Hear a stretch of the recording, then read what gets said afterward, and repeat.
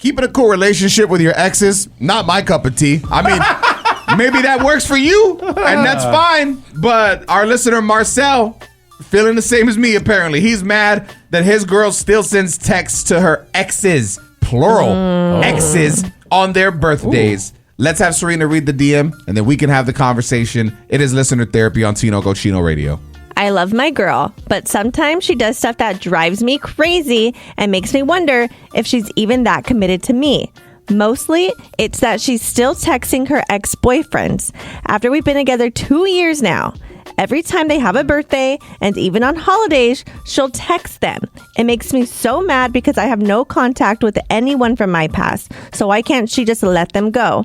She says they all ended on good terms and she thinks I'm the one that has a problem and tried to call me controlling. That's called gaslighting, my friend. Oh my God. If she had respect for you, this would not be happening. And that's just what it is. She feels that she is in control of this relationship. She feels that she has the upper hand.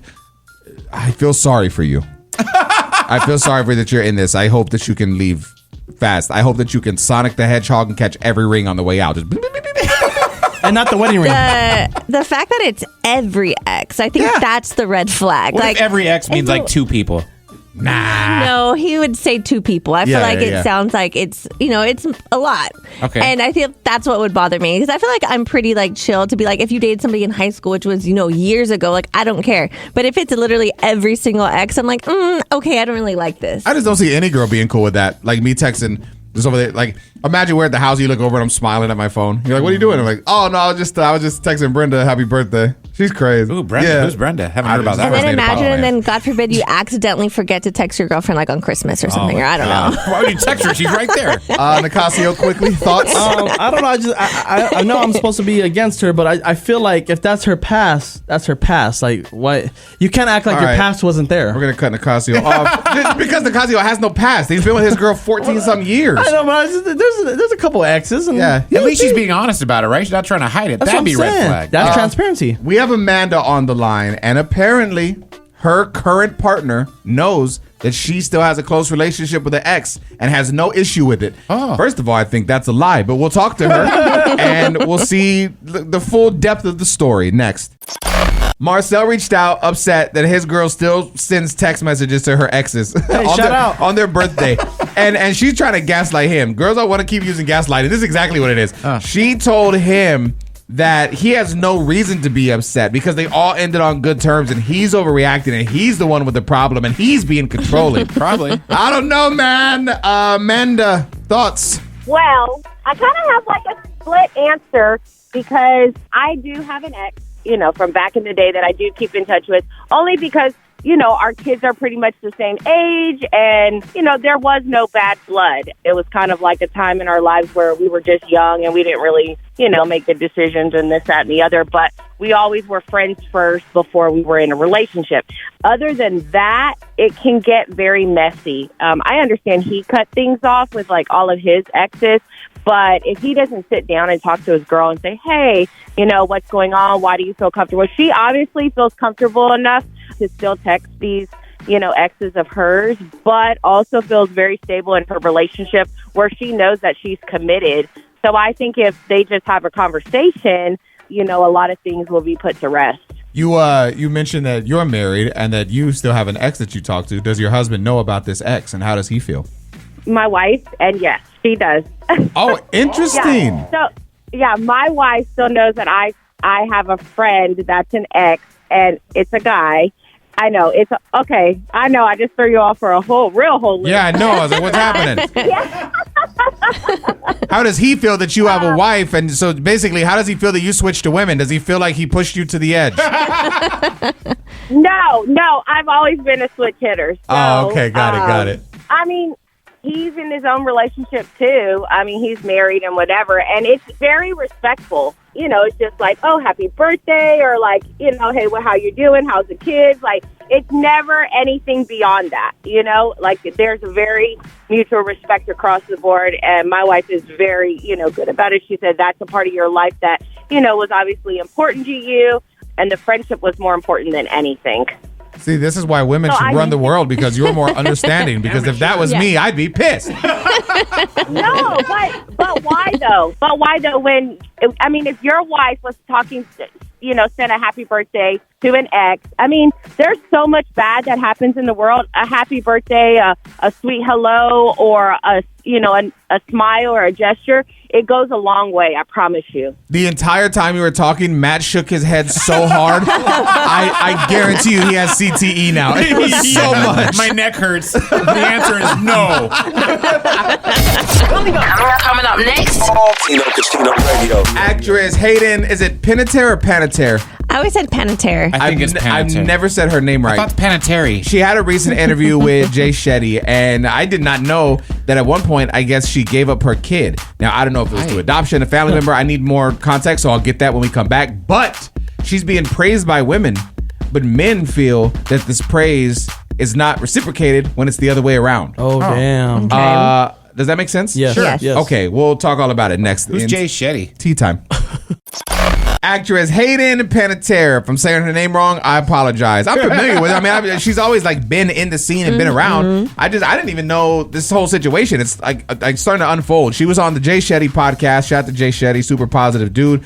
And she said that handing over custody of her daughter was not abandoning her child. It was the only way she knew how to save herself. The idea that anybody would think that I would just give away my child and be okay with it is heartbreaking. Couldn't be further from the truth.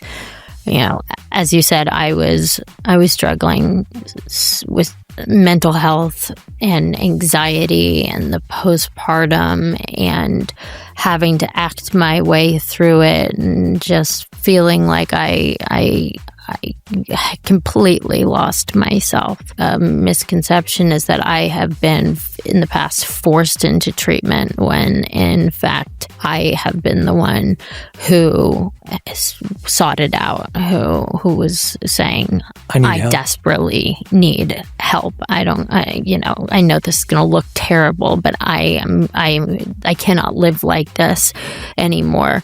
I have an incredible relationship with her. I travel as much as I can. I see her. I do spend a lot of time on FaceTime with her.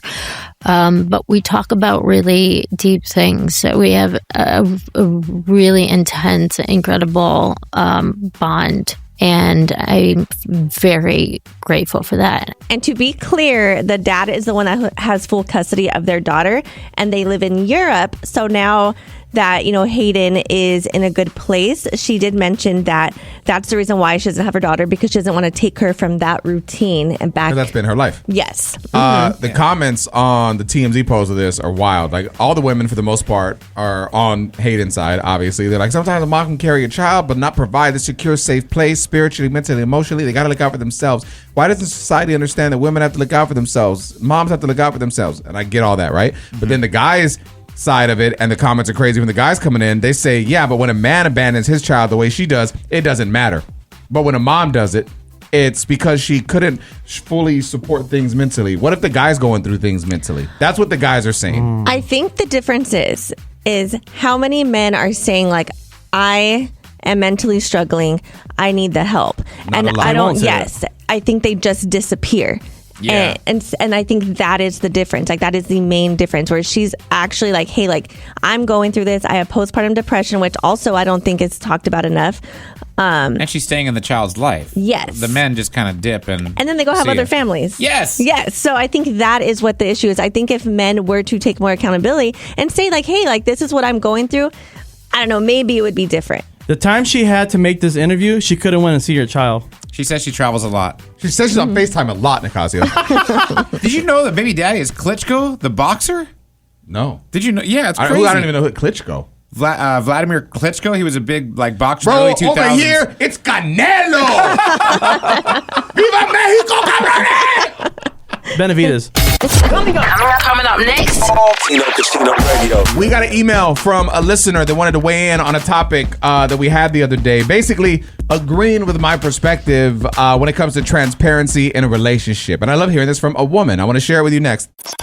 We were talking the other day on the show just about transparency in relationships. And I don't specifically remember what I was saying. I just know it was something to the effect of like, whatever relationship I get into next, I'm going to be very clear with the things that I want. Because I feel like a lot of people, we don't, as humans, for whatever reason, want to tell another person the things that we want sometimes because we feel like they're going to judge us or whatever. So we just get into it, and then we hope that later in the relationship we can change them, or we can bring things into it once they're more comfortable or whatever, versus just being like, hey, I like this, I don't like this, I want this, I don't want that. Like some guys, like they do just want the traditional stay-at-home wife that'll do whatever. That's not really my thing. I'm not down for that. I would like, some clean clothes and a meal here or there. But it's just, again, my preference. And I don't want to be shamed for it. As long as I'm transparent and I'm telling the person I'm with, hey, I want this, I want that. In my mind, that's now on them because now I've put it on the table. So now if they stay in the relationship, they know what the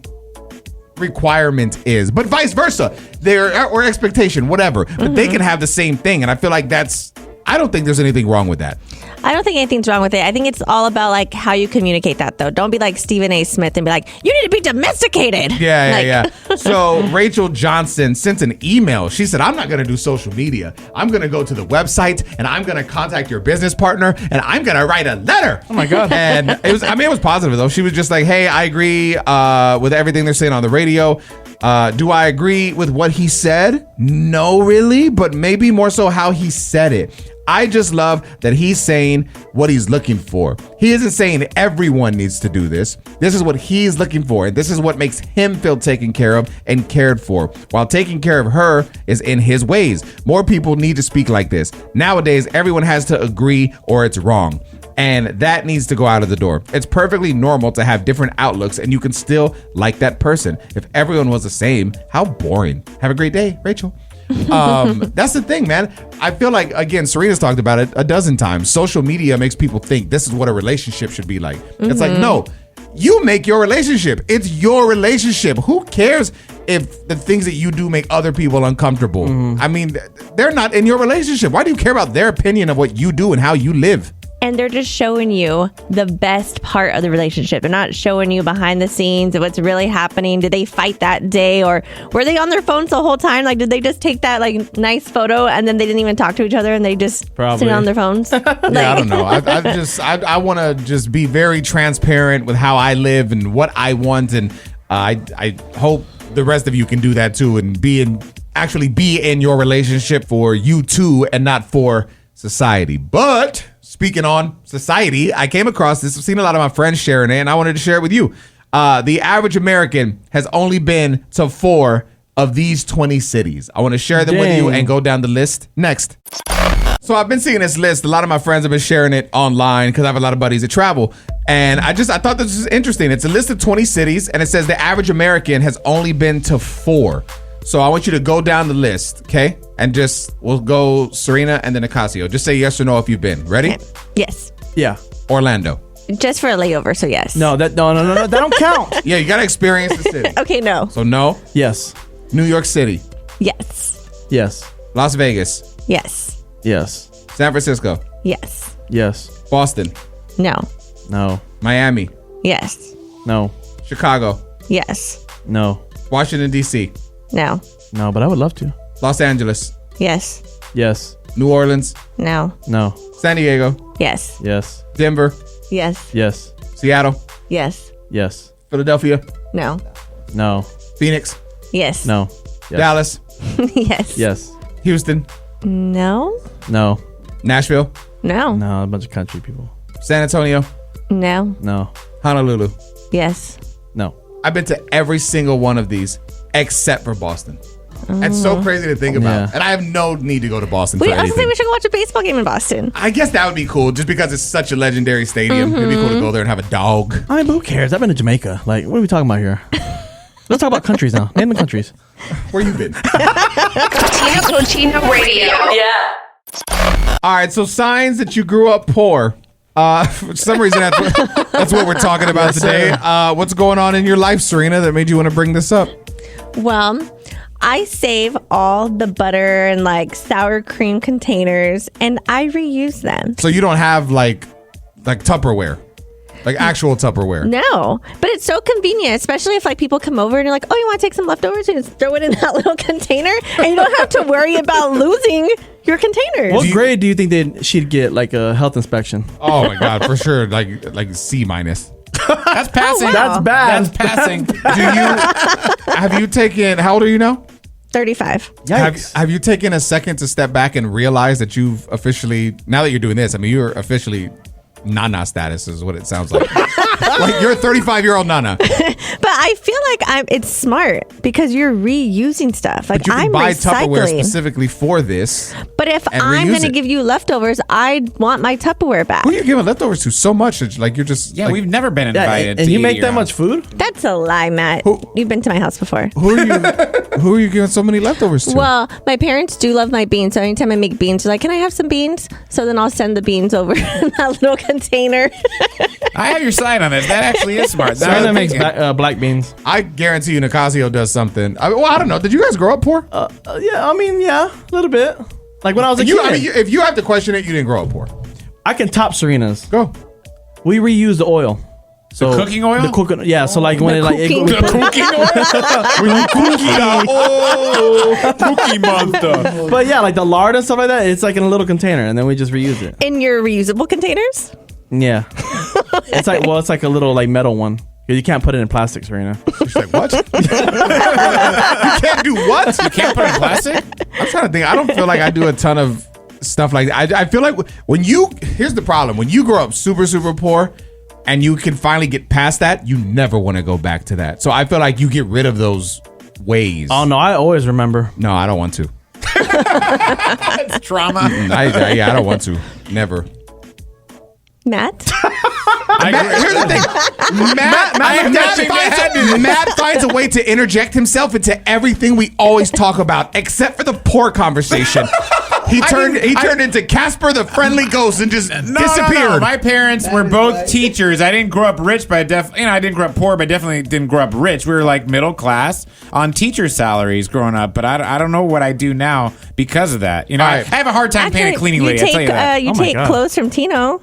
I do take hand-me-downs from Tino, even though he's younger than me. Let's talk to Lee. He's on the line. What does he do now because he grew up poor? We'll find out next. We're talking about the things that you currently do because you grew up poor. It's Tino Cochino Radio. Lee is on the line. What's up, bro? I keep the mason jars. We don't keep our leftovers in the butter containers. But I will say this: I thought of one, like the spaghetti bowl. We keep it. It gets so gross. It's just so orange. Hey, when we eat spaghetti, them the bowls we using. We ain't gonna stain no other bowls up. That's so funny. You know, I actually love a good mason jar. I like cups in general. I like literally even today I brought in a plastic cup. That's my thing. I have so many plastic cups. I love getting restaurant like cups. It's like you're in college. And because I love my drinks with crushed ice. And so like literally today I have like pre-workout with crushed ice in my cup and I'm just thugging it out. For some reason, mason jars make good ice water. Yes. For some reason. I always want like a fresh like lemonade in a mason jar. Ooh. I'm drinking my iced coffee in a reused mason jar right now. Look at us. There it is. It just hit different. Coming up next. Tino Cochino Radio. Just dropped a brand new episode of my dating podcast, Laugh and Love, and I want to talk to you about this week's episode. Next.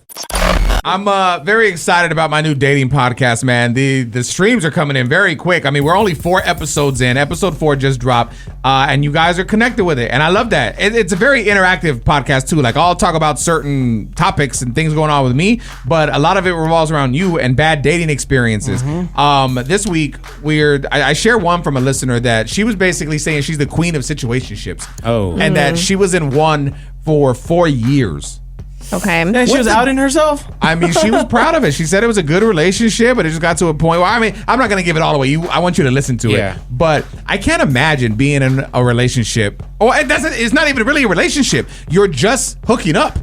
How do you stay with somebody for 4 years, hook up, and not have feelings? Oh, that's wonderful. Yeah, that's crazy. There's no way. Like, somebody has to have feelings. If it's not her, then it has to be him. You would think so, right? Yeah. But they're both on the same page. That's what it is, right? That's what a situationship I is. thought a situationship is like you don't really know what's going on. Well, I'll tell you It's a this. side piece. The one thing, so they, again, you got to listen to it.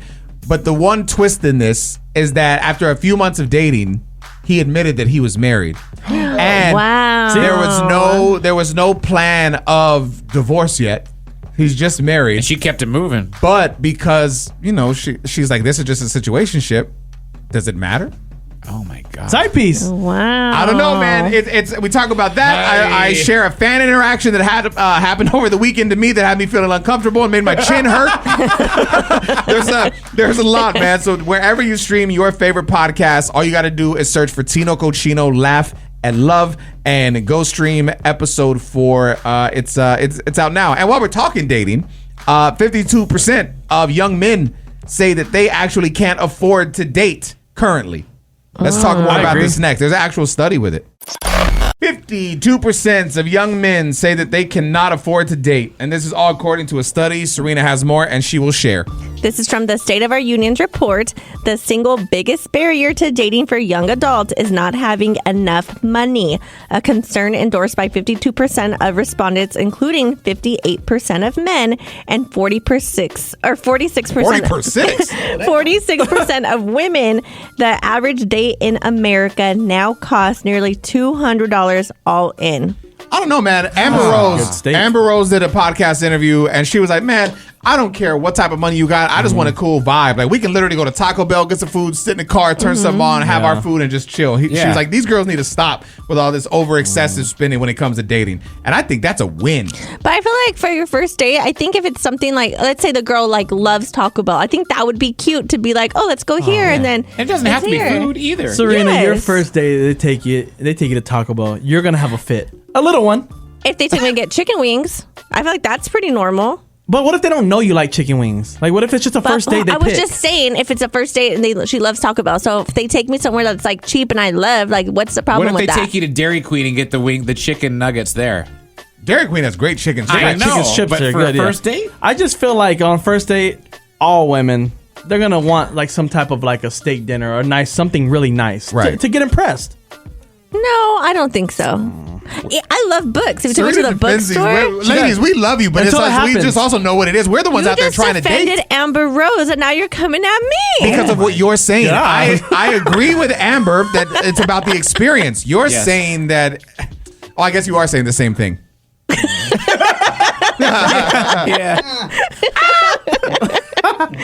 Let's talk breakups. How petty can you be? I love what this guy did to his ex. Oh, no. It's just when you had a bad ex experience, like depending on how bad it was, sometimes you just you want to get even. What this guy did was so great. I'll share it with you next. So my dating podcast revolves around dating horror stories. I never thought to throw Payback in there, but this is kind of interesting. If you have a similar story, you can share this and we'll talk about it as well. Go stream it, by the way. It's called Laugh and Love, wherever you stream your podcast.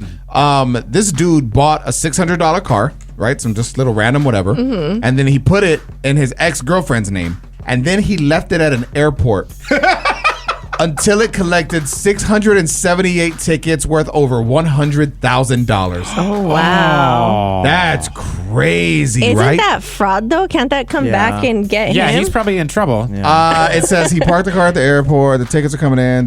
His ex-girlfriend reportedly only found out when the collection agencies began contacting her, since her name was attached to every single citation. And now, so it doesn't say if he got in trouble or not. It just says it's one of the most talked about petty ways to get revenge ever. I mean, look at all the tickets on the car. It's just, is that real? It's like, at what point do you say, all right, man, this is enough? Yeah, That's crazy. Have you ever wanted to get back at an ex like that? No, but I've said before, I've never really had boyfriends. Paul was my first boyfriend. That's so wild. That's good. You played your cards right. And he became my husband. I dated, but I don't feel like there was anything for him to become an ex. It's never too late. It's never too late for that. You don't ever feel like, I don't saying that you missed out is like mean. Not like that, No, but like I mean, on the experience of dating. Like I went on dates and I dated, but like as far as like commitment. But you were so young. Like you were how old? I mean, 17, 18? When me and Paul started like I guess dating, it was like 23. Well, our first date was 18, but it wasn't consistent. It was like a date and then we like didn't really talk again. I just feel like you settled. Whoa, wow. You did the same thing. I know, but we got with our partners too young. So you're having regret, Nicasio? I mean, sometimes when I talk to Serina, I'm like, dang, like we could be a thing. Well, that's one-sided. But I just, oh yeah, Serina, like 10 Let me pick up my call list, my call log. Oh, let's see it. Yeah. Serina's redder than an apple. I'm just saying, there are certain things that we're on the same page about. What are you guys talking about other than about this job? What else? That's it. Oh, Matt's part of that one too. No. I'm not blushing. It's Tino Cochino Radio. Tino Cochino Radio, you dig that? Are you smarter than Nicasio? Let's see if Jamie is. What's up? I'm good. How are you? I'm good. I'm ready to play this game and make you a winner. Nicasio's going to just give you a question. He'll follow it up with some multiple choice answers. Just trust yourself. Pick the right one and we'll hook you up, okay? Sounds good. Which artist launched his own women's clothing line, Apple Bottoms, in 2003? Was it A, Florida, B, T-Pain, or C, Nelly? A. No, it's not Florida. It was not. He did have the apple bottom jeans boots with the first song. That's what I thought. But he did not create apple bottom jeans. So it's either B, T-Pain, or C, Nelly? Is it T-Pain? Ooh, T-Pain was also featured on the Florida song. God, but it was not T-Pain. Got him. It was Nelly. He just relaunched them, by the way, too. Oh, really? Mm-hmm. Are you going to get some? No. You don't? Why? You sound so sad. You don't have an apple bottom? I'm asking. I just feel like, I don't know, maybe I will. I feel like they got pancake jeans. Pancake jeans. I'm going to stick with no. Yeah. Tino Cochino Radio. I haven't thought about Nick Cannon's back in a while, but remember when he was with Mariah, he had that huge Mariah tattoo that went shoulder to shoulder. Yeah. That's hot. And he recently sat down with Shannon Sharp, and he asked him if he covered it up or what happened to that tattoo. I'm curious. We'll share it with you next. Nick Cannon is like me. When he loves, he goes all in. And when he was with Mariah Carey, he tattooed Mariah from shoulder to shoulder, huge on his back. And I haven't thought about that tattoo in years, but in a recent interview with Shannon Sharp, Shannon straight up asked him what happened to the tattoo. You got the tattoo or you covered it? It's still back there. Come on, Nick, you can't do that. It's Jesus is on the top of it now. Jesus is hanging on to the M and the H. Have you ever had a relationship where they say, Nick, you got to get rid of that, bro? In what sense? Like the women that you were dealing with. Oh, well, you can't necessarily. You have to look real close, and ain't nobody behind me. No, I'm saying, but they know they can't really see what's back there. They know, but they know. But it's like I said, it's a Jesus. It's a whole mural of like, Father, forgive me for they know not what they do. It's a whole scene. So when she come up behind you and kiss you on your back, she can't see it. It's down here. It's covered up, but it's like it's incorporated. I get that. I mean, I've had to cover up tattoos for exes. It sucks, man. Like, I don't know. But should you cover it up? I only regret one. Like, I'm like, oh, I wish I didn't get that. But it's the rest of them, that's my thing. I just feel like you got to be, I don't think there's nothing wrong with it because I feel like this is just my twisted head. I'm like, that's showing that you're like truly committed. You're like, yo, I'm in it. Put it on. Yeah. I just feel like you need to be smart about the placement and the design. That way, in case things go wrong, you got a way to cover it up. Yeah, trapdoor. That's smart. Like, I feel like if you're married to someone, that's when you do it. And if you don't do it, that's crazy. That's crazy work if you don't get your partner. What if you don't have tattoos My husband said that he wouldn't get my name either. Oh, but wow. when we were in Jamaica, there was one night he got pretty drunk and he's like, I wouldn't get your name, but I would get your lips tattooed on me. And I was like, okay, then do it. And then the next day he's like, I'm not doing that. You had your chance, Serena. I don't understand the problem. Like, what's the problem? I mean, I'm just like, if y'all share a kid together, what's the issue with getting a name? I just don't like how it looks. No. I don't. I think because there can always be a life after. I promise you, if your son came home with a tattoo that said your name or mom, you would think it's beautiful and you would love it. But I'm his mom. Okay. You're not your husband. I think mommy. It's tacky when you get a partner's name. It is what it is. I love it. Hey, shout out to you. I don't like it.